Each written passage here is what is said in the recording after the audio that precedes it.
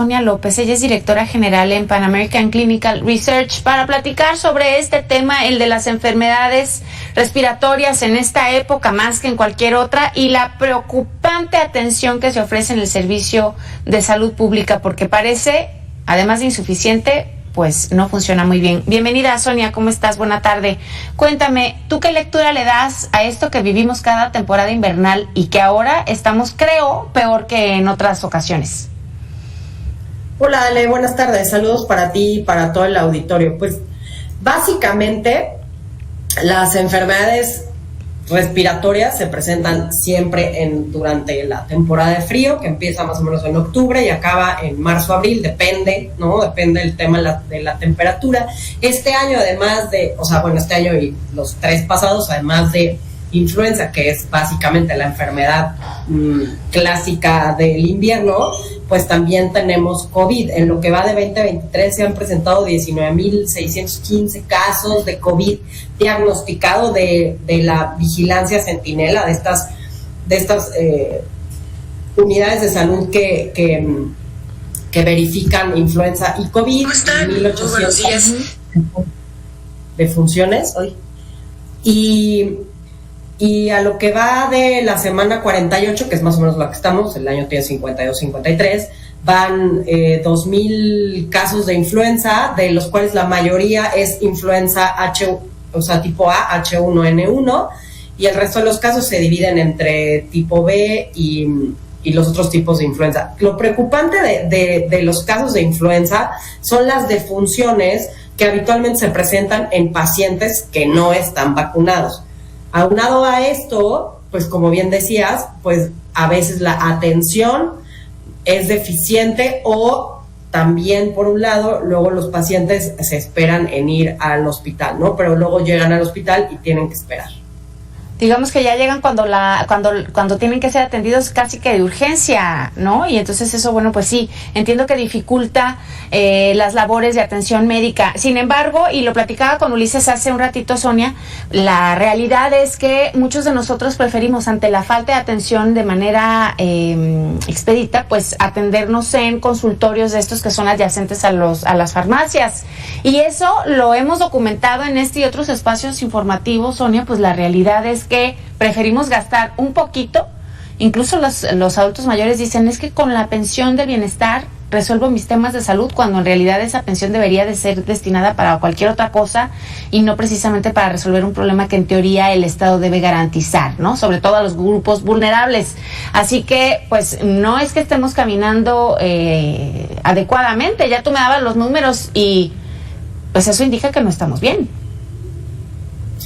Así es, los consultorios adyacentes a farmacia desde el 2015 a la fecha han ido aumentando muchísimo. Uh-huh. Y digo, no es un sistema de salud, los consultorios adyacentes a farmacia no son un sistema de salud, no cubren, o no son un sistema de salud de atención primaria, uh-huh, pero sí es un sistema, o son consultas que están cubriendo muchas de las faltas que vemos en el sistema de salud, ¿no?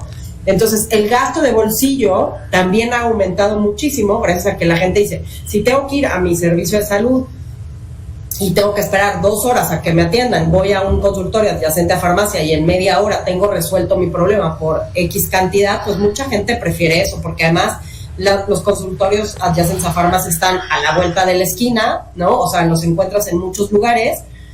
Y a lo mejor para ir a un centro de salud o a tu unidad de salud tienes que trasladarte, tienes que estar 1 hora, ¿no? Eso también afecta, y esto se ve en México y se ve en muchos otros lugares, no creas, no tienes un centro de salud en cada esquina de cada cuadra de cada colonia, ¿no? Habitualmente pues la gente se tiene que desplazar, pero puede que haya un sistema un poco más organizado que lo que vemos nosotros. Y claro, la gente, al tener estas carencias de atención o percibir una mala calidad de la atención, uh-huh, pues deciden ir a atenderse en otros lugares. Pero es claro que el gasto de bolsillo ha aumentado. Es claro que cuando uno ve los resultados, por ejemplo, del EnSalud, uh-huh, ve en dónde se ha atendido la gente y cuánto ha gastado. Y sí vemos este aumento de atención en otras unidades de salud que no necesariamente son las del Sistema Nacional de Salud. Oye, Sonia, y por otro lado, hay algunas estadísticas que, por ejemplo, la OCDE, ¿no?, ha dicho que las enfermedades que se pueden, las muertes que se pueden evitar por enfermedades tratables, definitivamente en México no son prioridad, es decir, se invierte muy poco en el sistema de salud en general y esto propicia que en México, y eso en eso llevamos la delantera como en muchos otros aspectos, pero llevamos la delantera en el tema de, pues se está muriendo la gente de enfermedades que pudieron haber sido tratadas. ¿Cómo entonces debemos hacerle para pedirle al Estado que haga lo que tiene que hacer y que se deje de la narrativa de es que vamos a estar bien y Dinamarca? Es decir, eso no existe.